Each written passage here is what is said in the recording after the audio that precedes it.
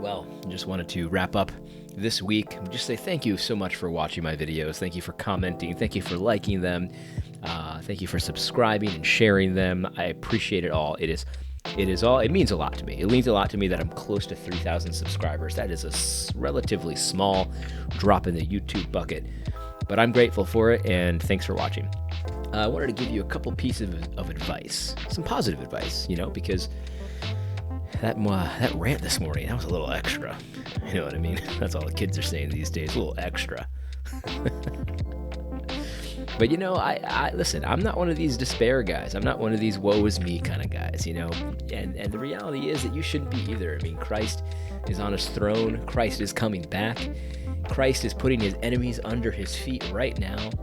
And no matter how many evangelical leaders say and do stupid things, no matter how racist they are, no matter how many tantrums, Eric Mason and Kyle Howard and Jamar Tisby and Matt Chandler and Russell Moore and Tim Keller and all these guys, no matter how many temper tantrums they throw, it doesn't matter. No matter how many stupid articles they put out, let them waste their time with Sesame Street. It's all good. It's all good, man. You have a God to follow. You have a Lord to serve. I hope you guys have families to take care of, and you're building things and stuff. And just, let's remember who we're responsible for. We're responsible for ourselves. We're responsible for our families, our churches, and all those big wigs that have a lot of money and big platforms, the Gospel Coalition and all that stuff. You're not responsible for them. You're not responsible for them, so don't worry about it so much.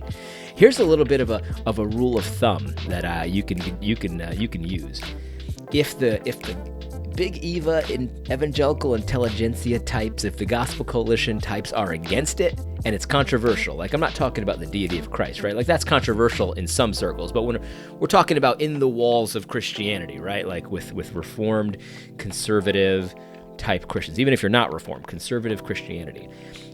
If Gospel Coalition is against it, there's a good chance you should be taking a look at it. I think about like Doug Wilson, right? Like all these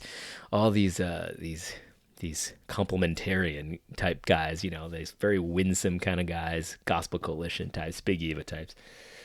They want to warn you against Doug Wilson. Well, there's a good chance that you should probably check into it. Have you seen his article, the most recent No Quarter November article about how sexism is a virtue?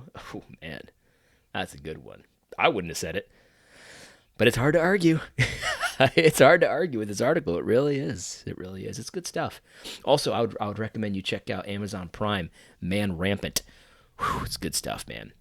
Yeah, but Big Eva doesn't like that stuff. They don't like the Baileys, Warhorn Media. They don't like Warhorn Media. You should probably check it out, because if they don't like it, chances are it's something you should check out. I mean, I'm just saying, all that forbidden knowledge, Doug Wilson, the Baileys. Oh, It's Good to Be a Man. That's a good one too. Have you checked that out? It's Good to Be a Man. It's a good newsletter. It's a website. There's some great content coming out of there. It's Good to Be a Man. Check it out. I mean, look, the reality is, guys, that if Big Eva is against it, there's a good chance that you're probably onto something if you're into it. That's all I'm going to say. Anyway, I want to leave you with this. Psalm 23. Most of us have memorized this psalm, but it's so good. I mean, you can kind of just like, sometimes when you're very familiar with the passage, you can kind of sometimes just go to sleep when you hear it, because I've just heard it a million times. But just take a step back and just try to listen to the words here. The Lord is my shepherd, I shall not want. He makes me lie down in green pastures. He leads me beside still waters. He restores my soul.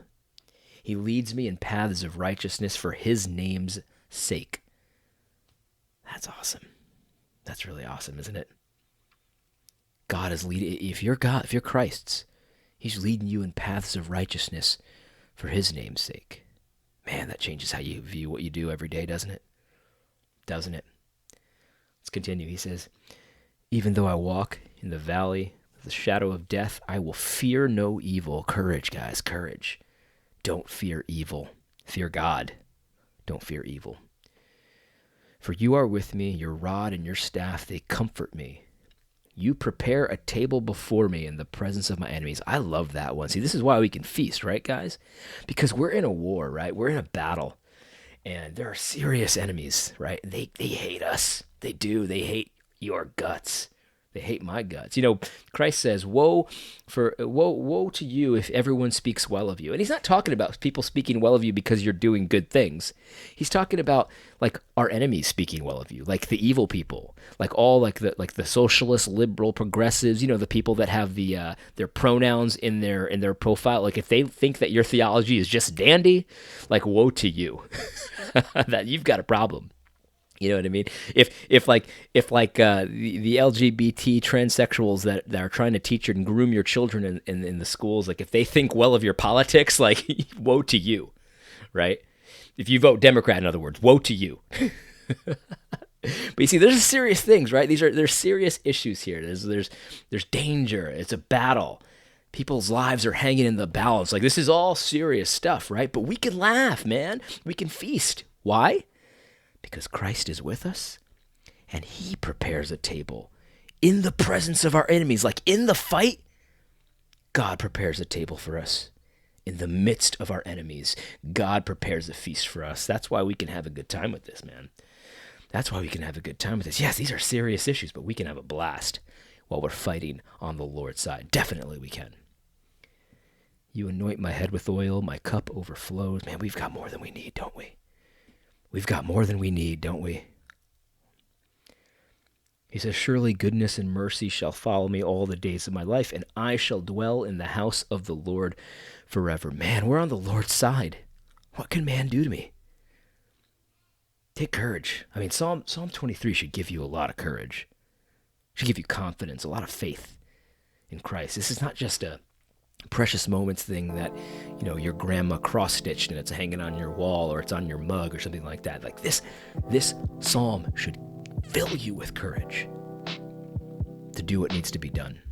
And I'm not saying it's not going to be scary, because we can have anxiety and still have courage. See, that's the thing. I'm trying to tell my kids this, right? Like having courage doesn't mean you're not scared.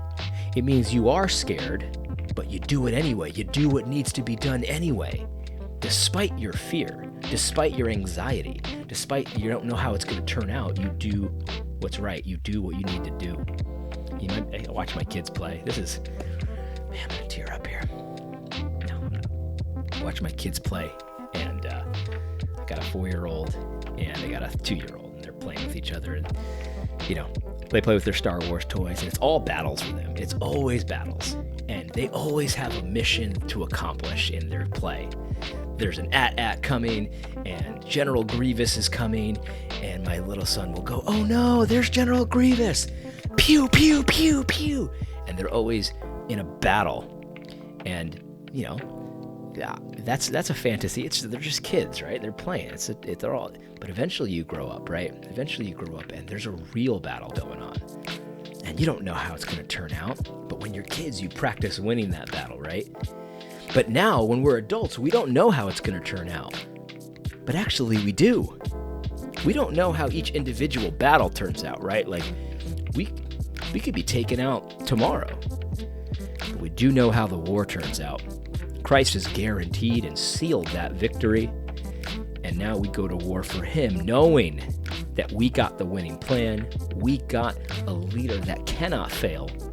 And he's on our side, so we can feast, we can laugh, and at the same time we have anxiety. We don't know how each battle is going to turn out, but we know that goodness and mercy will follow us all the days of our life, and we will dwell in the house of the Lord forever.